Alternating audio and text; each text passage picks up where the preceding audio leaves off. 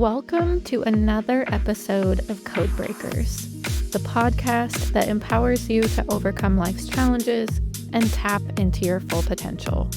I'm Sam, your host. This week, we're talking to a special guest about their own journey with mental illness, recovery, and the importance of owning your story. Without further ado, let's welcome Mark. Hey, Mark, thanks so much for joining today. Before we jump in, would you like to give everyone a brief introduction? Yeah. Hey, Samantha. I'm glad we can finally do this. So I guess where do I start with all this? So I'm Mark. I think I have many labels. I think I'll start out by saying I'm a product manager at a tech company. I've been in tech for about 13 years. I also am accountability coach, career coach. I coach, I think specialize more in career coaching and trying to get people from like non-tech backgrounds to make it over to tech. I'm also a father of two amazing boys. Recently went through a divorce, so I'm a single dad. And I think that's kind of me in a nutshell. I'm sure there's like other hobbies we could talk about, but that's pretty much me. So Yeah, excellent. I love that. So helping folks transition in their careers into tech. And what got you started in the coaching space? yeah, it was during COVID, but I became a manager about a year and a half prior to, I guess, just starting on this coaching certification. When I went through, I guess, this route, becoming an IC to a manager, it was a pretty rough ride. I think my mindset at the time was generally me being super hard on myself. I'd project that onto some of my employees at the time and realize that management and leadership is a skill that you have to build over time. So I kind of developed this concept of the four pillars. As a manager, I think you got to be a great mentor. You got to be able to delegate really well. You got to train people really well. And I think the fourth one was around coaching. And that was the biggest area of opportunity for me. I was really good at telling people what to do. I wasn't that great at asking the questions to really help them figure it out on their own or to really understand what actually was the root cause. So I entered coaching really to just get better at asking questions. And I don't know, it was like a really valuable experience. And I kind of fell in love with it and started to get clients through word of mouth. And then it just kind of, I don't know, just kind of developed into a life of its own. And I've continued coaching since. So it's been roughly, I'd say, almost 4 years now that I've been in this space. That's awesome. Congratulations. My experience with coaching so far is that once you get started down this path, it sort of embeds into almost every other part of your life and just triggers your perspective in so many different ways. Would you agree with that? Definitely agree with that. Yeah. Yeah. Well, I know today we wanted to talk about some of your personal transformations and the things that you have gone through in your life. What specifically do you think has been a major catalyst for your personal growth? Yeah, I did call out finishing a divorce, being a single dad. I think going through the separation was by far the biggest catalyst that I've gone through in my life. It was one of the hardest moments. And when I hear the word this, I think there's a lot that I can bring up with this. So maybe we can dive into like more specific details if you'd like. But it was a real what I learned through therapy and group therapy that I took shortly after was that there's this concept called the dark night of the storm, I think. Dark night of the soul. Dark night of the soul. There you go. And I remember hearing that and I was like, what does that mean? Yeah. And like the complete collapse of a human or just of your own like self. And I remember responding back to that and be like, it's been like months of this like dark night. And I think hitting that like that low or experiencing that really forced me to really look at myself and really assess like, you know, did I deserve this? Like, where are some things where I actually kind of let my ex down at the time? And like, what were some behaviors that I had to like really change? And I think that was like kind of the first step, was just looking towards myself, because I just was not doing that for years. Wow, that's really beautiful. So you took this experience to kind of assess what role did I play as well. Yeah. Yeah. I love that you brought up the dark night of the soul. This is such a fascinating topic. and one that I honestly haven't had a chance to talk through with anybody on my podcast yet. So I love that you just naturally brought this up because it wasn't where I was expecting this conversation to go. Yeah. But it is I know exactly what you're talking about. I have friends going through this. I have family going through this. And it is such a profound experience that I think, to your point, it collapses like the view that you have of yourself at that time and causes you to rethink everything. Yeah.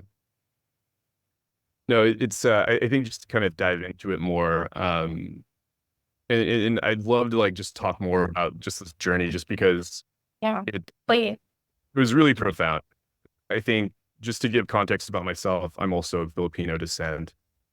Typically, it is a culture filled with different types of abuse. I think physical is fairly common, emotional, and I definitely fell into, at least during the relationship, into I guess actions that can be deemed as emotionally abusive. And I think for me, I was very, very insecure and really tied a lot of my self-worth to working.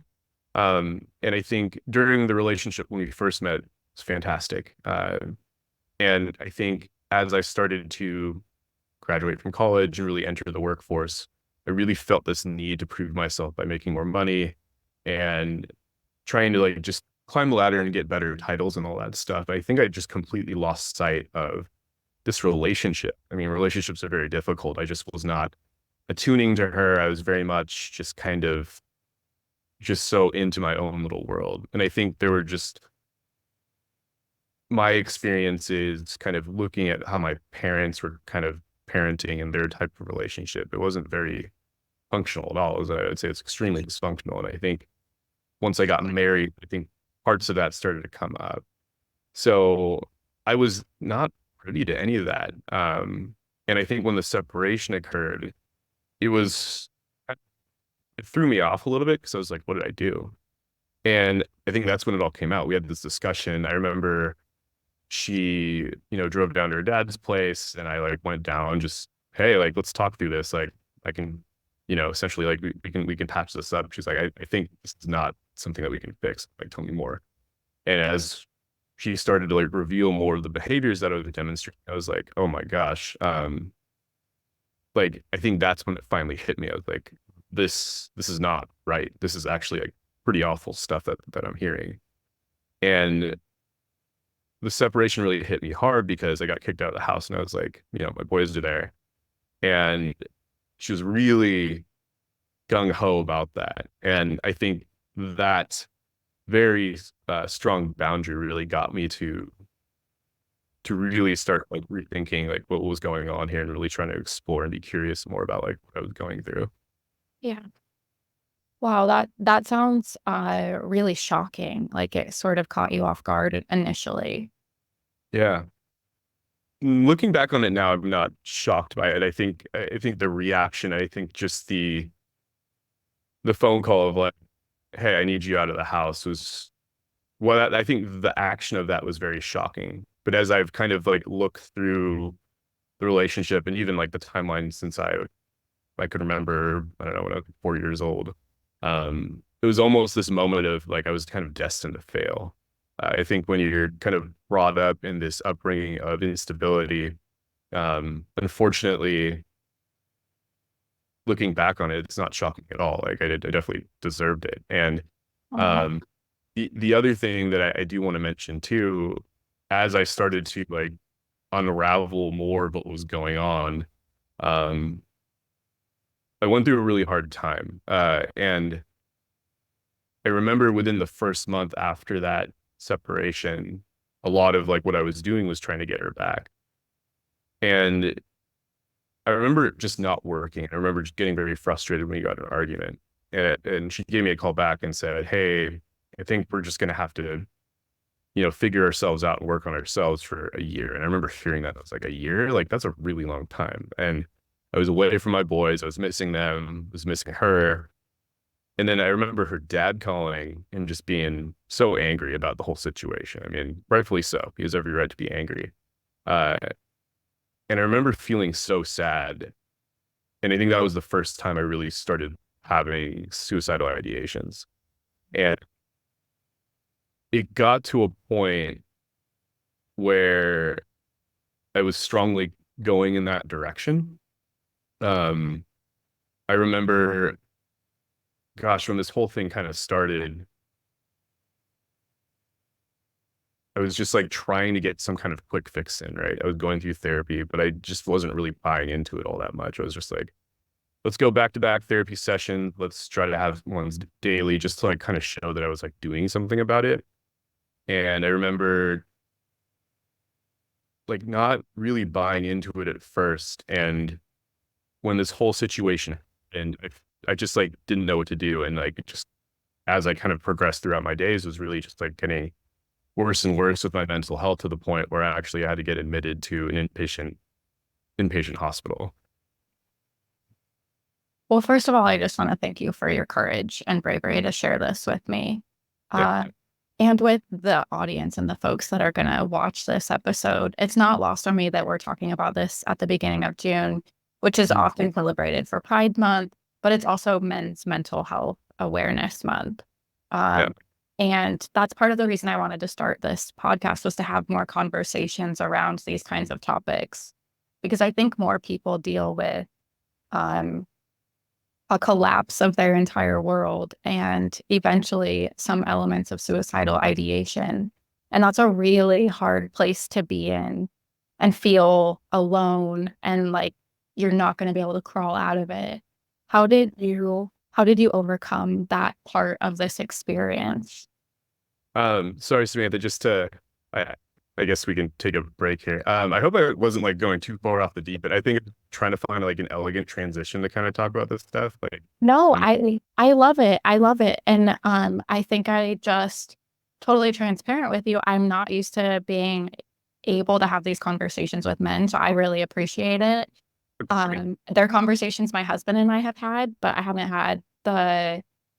um I haven't had this level of opportunity, and it's really important to me, just being honest. yeah, Um, that's why I wanted to thank you, because I know that it's a tough topic to talk about. I've been there. Like I have been there, like sobbing on the floor in the bathroom, like thinking about it myself, you know? So I'm just really inspired and grateful to share this moment with you. That's all. yeah, definitely. I'm very transparent about this stuff. And I'll get to more detail about that, but I just, sometimes I can just go into it and people are like, whoa. So I just, want to be Yeah. mindful of emotional capacity and like social battery and Yeah. all that stuff. So, To um, be, yeah, to be honest with you too, like I appreciate that, right? Like just making sure that folks have the capacity for it. But it's funny because a couple of years ago, my therapist told me that I live in the deep end. Like other people kind of wade in the kiddie part of the pool yeah, for 3 feet, and I just am comfortably swimming in the deep end, like constantly. So yeah. it's actually in a weird way, sort of my comfort zone. Cool. We're on the same page. That's definitely.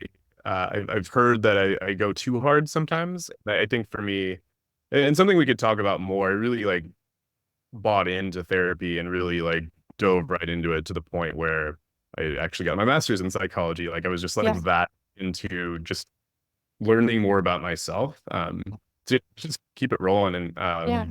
we'll just see how it goes. Yeah, yeah, absolutely. I mean, so if you're comfortable answering, like, yeah, with all that being said, what do you feel like helped you navigate through what I feel like is the hardest part of the journey? I That was the question I was really sitting on the most during the pre-read. Because to be really, really honest with you, in the beginning, I don't think I really had hope. Um, to be like fully transparent with you, when I got that phone call from dad, like he was just someone that I looked up to so much. I didn't have a great experience with my father growing up, and like I saw him as like another dad. And to like really experience that, that was like, there's no point in living. And I remember sitting there and just that was just really hard. I don't know, like it just there's something so interesting about like family of origin and then experiencing like someone that you wanted to look up to for a long time just like kind of shut you down. um, there's more to this story. I think like when I got out of inpatient, or I'm sorry, when I was in inpatient, I think the thing that really the biggest takeaway from all that was just how positive people were. Like, I think after experiencing that, because I was in there for 72 hours, like positive psychology and just positivity, like there's so much to it. Because I didn't experience a lot of that growing up, and especially in my workplace, it was very chaotic, and it being a startup and everyone being very direct. It was just like a nice, like almost kind of I don't know, I was just kind of able to relax for the first time because of the positive psychology there. I think the second thing that really got me, that really helped me, was group therapy. And I remember there's this like beautiful quote that kind of came out of it that kind of is part of the reason why I'm here and part of the reason why I talk a lot about my mental health. Brene Brown has this quote. It's you don't own your story owns you. And for so long, like years of my life, like I was just riddled with insecurity, and I just didn't want people to know about. I really wanted to like put up this facade of being this well put together professional, but anything that kind of revealed weakness or some level of insecurity, I would do whatever I could to like cover that up. And I think when I heard that quote, it was the first time I kind of just admitted to people like, yeah, I do have these issues. And there's something so powerful about like letting that go. Like the truth almost kind of sets you free. I would say in the beginning, group therapy and really that quote, I just like hung on to that quote and I still do. It really, that's really what helped me like continue down that path. I love that. If you don't own your story will own you. Yeah. Yeah. And so how do you feel like you're owning your story today? How have you carried that forward? I'm definitely much more vulnerable. I think men, especially in our generation, and maybe like through a lot of like competitive sports that I played. Oh, and especially growing up Filipino, there wasn't a concept of like talking about your feelings, right? Like I remember I'll never forget when I was a kid, I was like running in preschool and I tripped, I scraped my leg and I wanted to cry so bad. And I remember my teacher coming over and it was just like, Mark, are you okay? And I was like, yeah, it's because I didn't cry. And I remember like saying that and I was just like, oh my gosh, I like finally did this thing that my dad told me to do.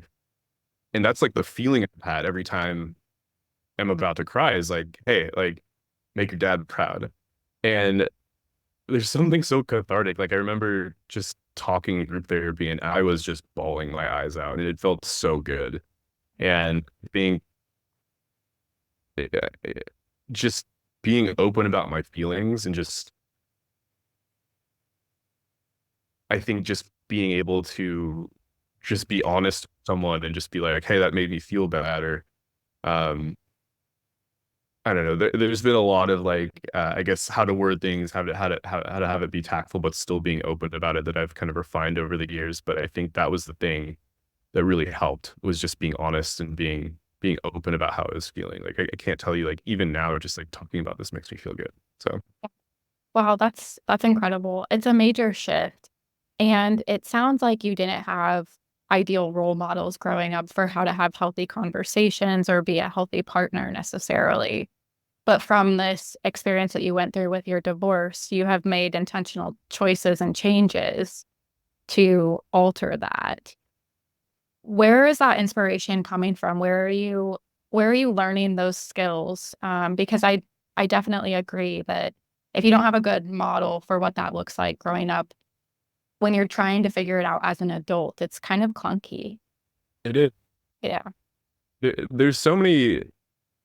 I'll start off by saying when it was revealed to my family and to or my ex's family about some of the emotionally abusive acts. I remember talking to her mother, who just came over because I was like supposed to help fix something at the house. And I remember looking at her and just crying and just saying, like, I'm really sorry. And that was You're good. it made me fun. And she was just like so forgiving. And I'll never forget that feeling of like I definitely did not treat your daughter very well, and her having the capacity to forgive me. And I remember thinking, like, if the roles were reversed, I don't think if like my parents were in that situation, I would be completely kicked out of the family. I remember her saying, like, no matter what, you're a part of this family. And I think I've never been more touched by that and realized, like, wow, this is actually a healthy family. This is a functional family. And I've I started to read more about, like, gosh, like trauma triangles, dysfunctional families, family systems theory. And I was like, wow, I grew up in this environment that was incredibly abusive and dysfunctional. And I thought my whole life it was normal. And even her father, who called me out, was just like, you've been a real jerk, but you're still my son. Which I was just like, what? That was a foundation that I really leaned on. And uh, I think that just like brought this motivation of like, this is the thing I want to model for my kids. And that whole experience, and I think getting out of group therapy and inpatient, like there was such a amazing foundation of not only positive psychology, but like CBT and DBT and, just like identifying your emotions. Like I knew from that point on, I had to like really study what was going on and really be more curious about myself. Um, I read so many books on just like identifying feelings about like what a good family is supposed to represent. And I think there was aspects of that that I just took. If it felt right, I just like started to like kind of envision like how do I want to treat people, um, and yeah, I just kind of like just got really curious and dove into it. But I think we talked about catalysts earlier, like that act of kindness. I don't even know what to describe that because it was just so profound. Like that really showed me like this is like what a family represents. This is what like acceptance and forgiveness in some capacity. I'm sure it took a while for it. But that to me was just such a beautiful moment. So It sounds incredible. And the only thing I could think of is like, wow, that's unconditional love. Uh, and that's sort of what it sounds like as you were met with this style of love and acceptance, even with the mistakes you felt like you had made. yeah, no, that definitely sums it up. And I think what's amazing about it is I still have a pretty close relationship with those two, even to this day. Like they meant it. And I, I think I'll forever just be there for them as a result. Like that really just strengthened the bond, I think. And even in a situation where we ended up divorcing, like that, it's still there. I think that's just beautiful. Yeah, that is really beautiful. Do you mind me asking? This is a lot, but what kind of advice would you give to anybody else, like either who didn't have an ideal childhood and role models to look up to, or are going through a major life change like a separation and a potential divorce? There's so much I want to talk about this particular topic.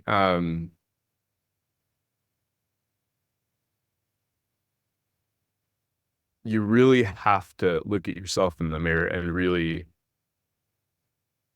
own and take that responsibility. And I think it took me a while to get there. I think part of it, when I remember when the separation occurred, I really felt like I didn't deserve it. I know I deserved it. Um, just based on like just treatment of others and just like, was I doing my part in this relationship? And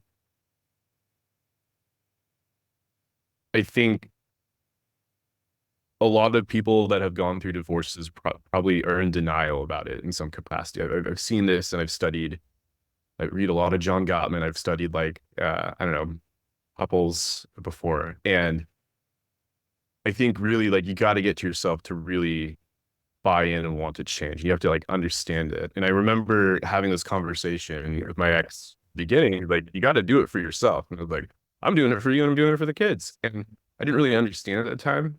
Yeah. it took me a while to finally do it for myself. And like once I started to look at myself in the mirror and realize like, yes, I really need to change some behaviors. That's where change happens. And that's only the first step. Like there are many steps throughout this whole process. So acceptance and the taking ownership, I can't tell you, like, I think that's like one of the biggest things that I kind of take away from this. Cause I look at my father growing up and just like lacked accountability. And I remember just like seeing that difference, just being like, yeah, I think you have to be accountable if you want to really drive towards change. I think the second thing is you have to be patient with yourself. I think realizing that my upbringing wasn't normal, it takes a long time to unravel that. And I remember going through any quick fix that I can think of. Like I signed up for newsletters, hired coaches, hired multiple therapists. I even experimented with different types of antidepressants. Like you can't cheat the system. You have to own it and you have to continue owning it. And it's hard. Not just like, hey, you own it one day and you want to be accountable. Like it's almost like an hourly, a daily kind of commitment and something that you have to take very seriously and something that you have to be patient with. And that was such a hard thing for me to understand because I wanted to get back in that relationship so bad. Yeah. No, it's definitely not for the faint of heart. And I think you mentioned something really important too. It's not like there are these quick fix solutions out there where all of a sudden your life is going to be better or you're going to be a completely different person tomorrow. And especially for those of us that are unlearning the bad habits that come along with growing up in environments that teach us the wrong idea about how to be a good partner or spouse. Yeah. So yeah, but I do really admire the level of reflection and ownership that like I've seen so far in this conversation. And I'm so curious what that catalyst was. Like when did you finally make that shift between I'm doing this for the boys and for you to, okay, I'm really going to address myself here? That part actually took a year. I think I will say I've been an inpatient twice. The first time I got out, basically what happened was I got out of inpatient. I took leave from work for about 6 weeks, I believe, went into a partial hospitalization program for 4, and then did outpatient for 2. Like I was loving psychology. I was loving just expressing myself, learning from others. I think there's like a community that kind of gets built when people are kind of going through the same things. I think we're all the groups that I was a part of was really trying to make progress in getting better in that. So while it did take me a year, I was working on myself and I was learning a lot. And I think you can honestly see some growth within the first year. I remember things were going pretty well with my ex. And I think I would kind of go back and forth with whether or not I wanted to be in that situation. And I think honestly, like unconsciously, I think I was kind of lying to myself. I think I just wanted to be in relationship with her and like try to get the family back. I was very stuck in this idea that like both parents had to be together with their kids. I mean, it's a great situation to be. It's very ideal, but I was so hell bent on making that happen. I think with that in mind, that like really, I think I was partially doing it for myself, but I was like also doing it for this idea. And I think I started to get frustrated, I think around the August time frame on like kind of the progress. Cause I think we were hitting about, I remember, she kind of gave this ultimatum of like a year. And I think she was still kind of unsure of that. And I remember getting into some arguments. And then I had to go to like a work trip the next day. And I remember calling her and we were still arguing and she's like, I just can't do this anymore. And I was like, what do you mean? He's like, definitely want a divorce. And I'll never forget that experience because I was like parking in the airport and all of a sudden I just lost it. Like I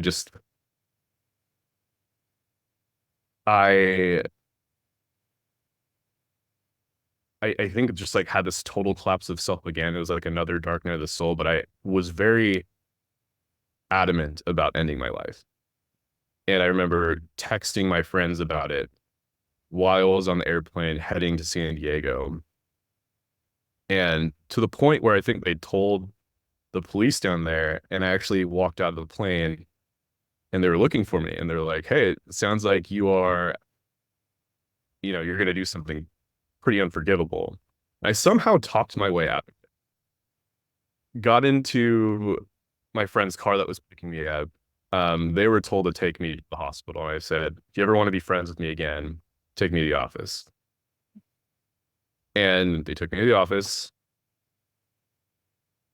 And I remember just being so unstable, like just just didn't just did not feel myself. I went to sleep that night, went to the office the next day, and I remember I had to do this like big type of presentation and just completely started crying in front of everyone.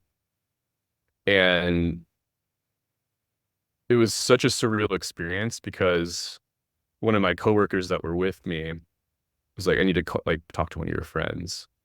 So I told him to call one of my friends, and this person had a bunch of my other friends on the other line. And it was a kind of this intervention. And I remember one of my friends telling me, "You got to do this for your kids. Like, you got to go to the hospital so you can get better." And I told him, I was like, "I don't think I'm worthy to be a dad." Like, I was just so, so low. And that's when it hit me. I was like, I can't be saying this. Like, I think the thing about depression that I learned from inpatient was it has a tendency to have you lie to yourself. And I remember saying that, and I was like, that just doesn't feel right. I really felt like I wasn't worthy for them. And I was just so like, I had this mindset where I just really wanted to end my life. And I remember saying that and realized like I have to go. Like I got to go to the hospital. And I remember being escorted by the police who was waiting outside the office to go there again. And I remember that first day I kind of sat there and I was just like, I can't get back in this relationship.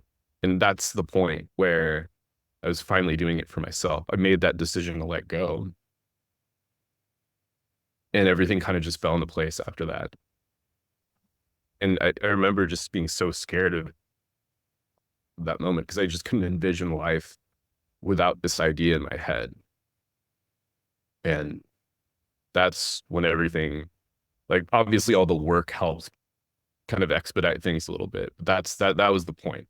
And it was one of the scariest things I've ever done. And it was to the point where I was willing to end my life to not to go through life not having this idea in my head. Yeah. Feeling so unworthy. Yeah. Wow. Wow. So you reached this place of acceptance, but thankfully you were surrounded by friends as well during this time and at work, which I can't imagine like having gone through something like this at work, but you had people surrounding you that were there to help you. Um, that's phenomenal because it sounds like you needed that support then. And it was really pivotal for you making that choice, getting to a place of acceptance, but also having that community. It was absolutely critical. I think the thing I learned about myself when I was in those depressive states was that I will not talk to anyone. And I think that's when I talk about like my safety plan with folks, and I've told I guess my community or support system that whenever I become very reclusive and to myself and isolated, that's kind of like the start of it all. And I think if I knew that was coming ahead of time, I would have done everything I could to avoid it. And I remember being so angry when that happened, but also just like kind of touched at the same time. And that's when I realized like, yes, like this having a support system it's it's so priceless. I couldn't, like, that's really the moment that got me to like really accept things, really get additional help.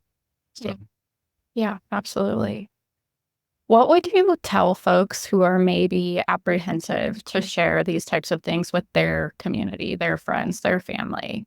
Um, and what would you tell folks who might be apprehensive to go into inpatient if they need it?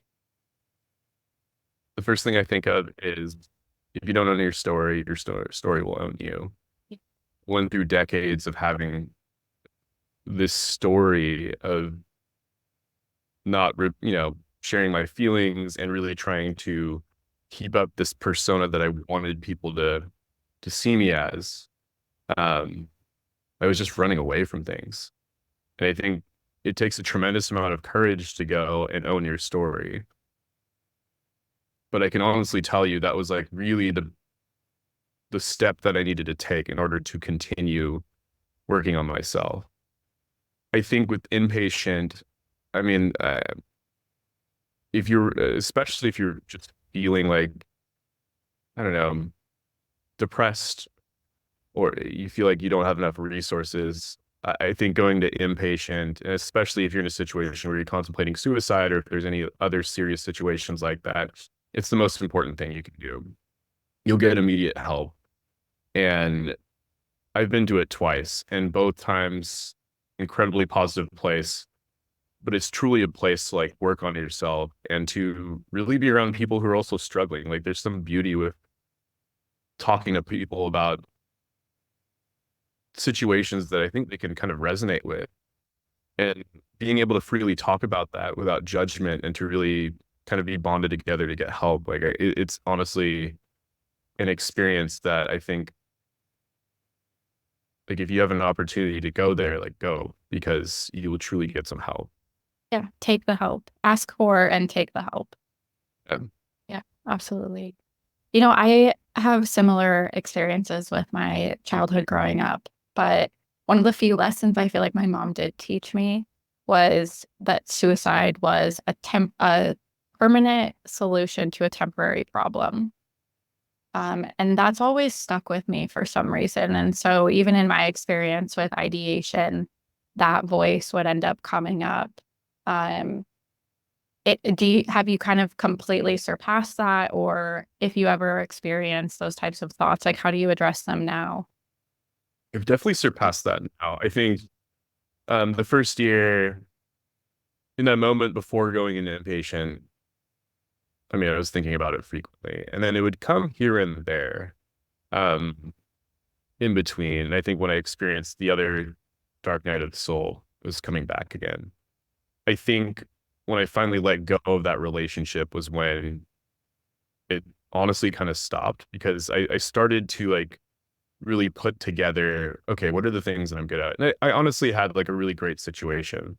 I had a job. I have two beautiful kids. I had like in-laws that like still accepted me. I had a great community. Like it was easy to kind of lean back on that. Um,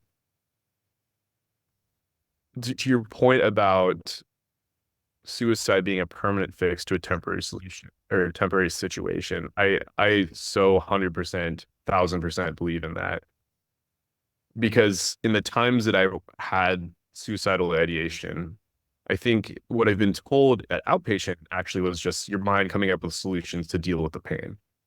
And when the ideations came up, it was very much being mindful of that. But the thought of not being in a relationship and not having this family was so strong that it would propel me from suicidal ideations to actually planning. And whenever I did plan it and I had intent to do it, thankfully I was able to go to the hospital. But that was like a complete collapse and this like feeling of sheer depression. And it's really unfortunate because I think if I didn't get help, there could have been a situation where I probably would have gone through with it. I probably wouldn't have been here. But it wasn't like something that I thought of consistently. Yeah. It's just your point. It's a temporary, to me, it's like a temporary situation, this temporary feeling. And um, over time, like, I don't know, like whenever that came up, like I would think about like what was told to me in outpatient And then as I started getting better, I was just more curious and not judgmental about like how my mind was thinking. Uh, and my life's great. And I think I just started to like really go through like a gratitude exercise, and it's something that I'm pretty disciplined with. I think when you kind of smell the roses a little bit, like they're not that bad. I think things would be pretty great in the grand scheme of things. So Yeah, yeah, absolutely. But I'm sure that's a byproduct of the effort that you've put into yourself as well. Acceptance of life today in the present moment.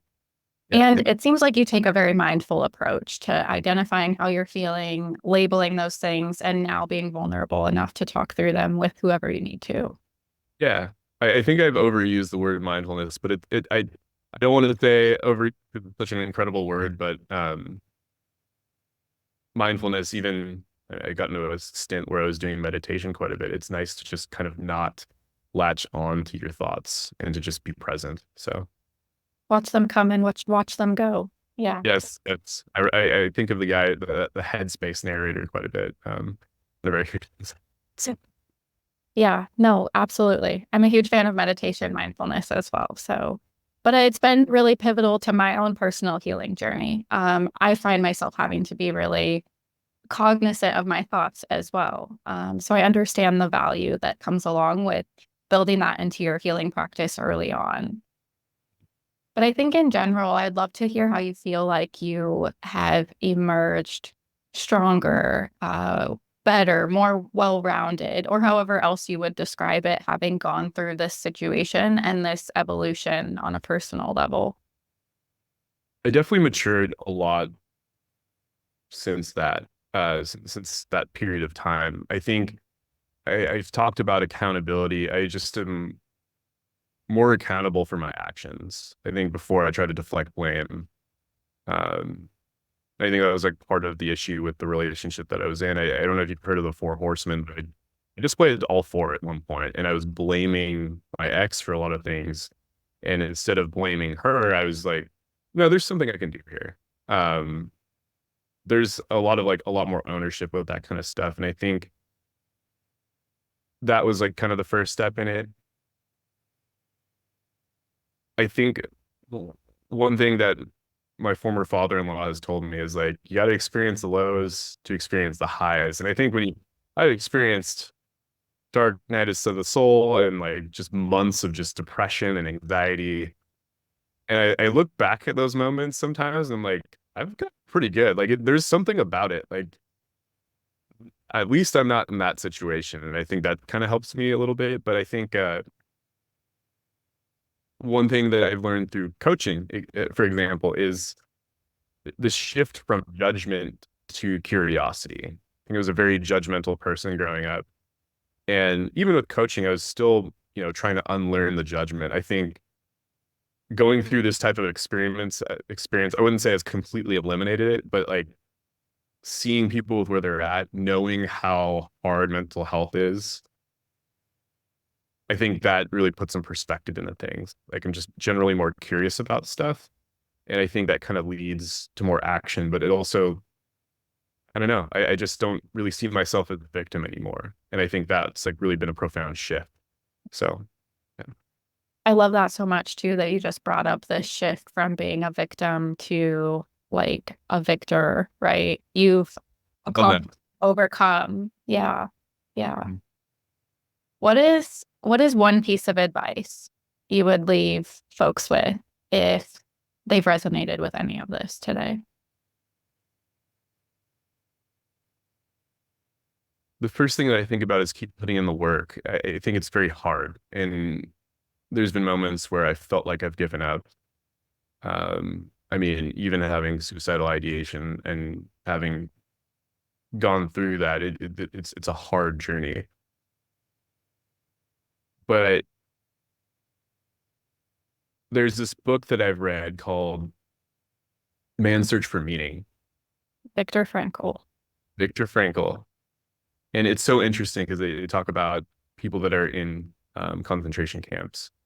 And the biggest takeaway from that book that I got was you have to believe in something that's bigger than yourself. I don't know if that's exactly what it was verbatim, but for me, I couldn't find that during that first year of the dark night of the year, basically. And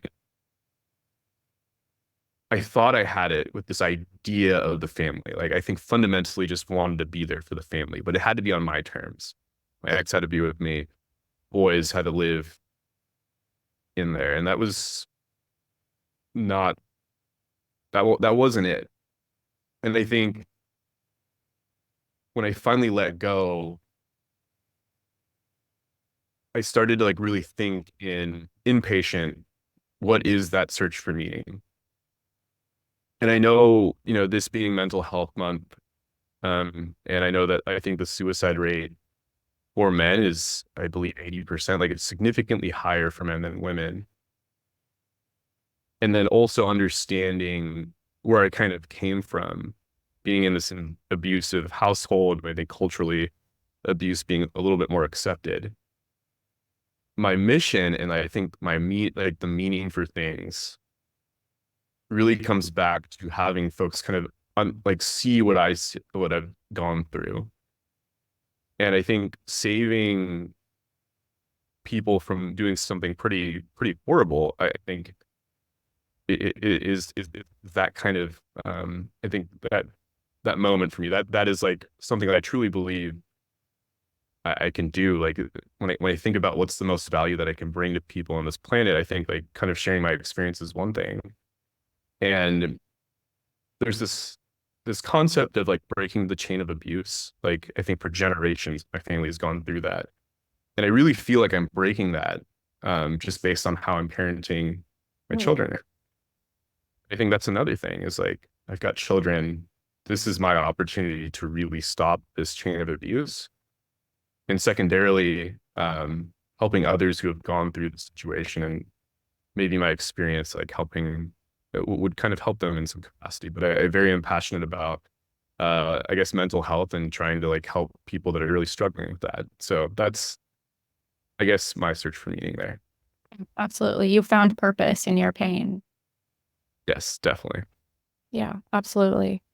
Well, with it being Men's Mental Health Awareness Month, and this just being such an important topic to me personally, I would love your perspective on what folks can do to better support the men in their life around this topic.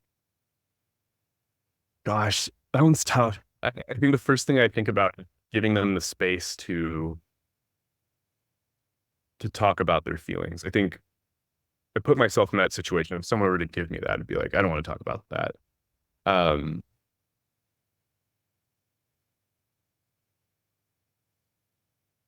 in my experience, it's much more complicated than just giving that space. I think giving that environment that's safe, I think identifying what that is important.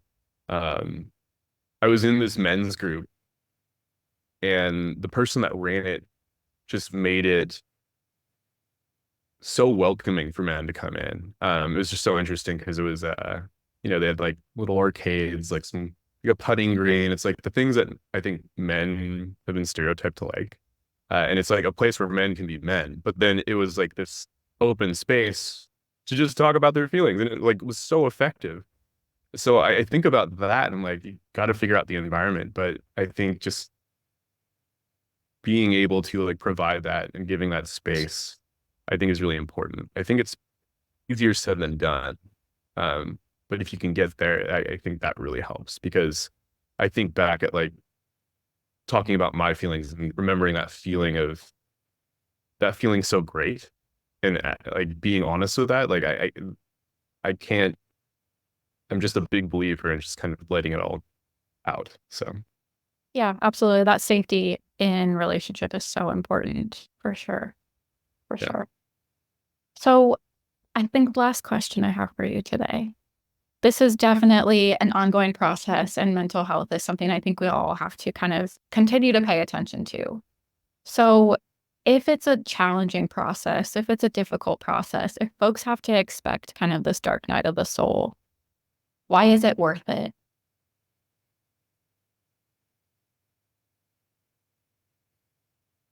Why is it worth it? I think it comes back to someone's own individual meaning of life. I come back to Viktor Frankl.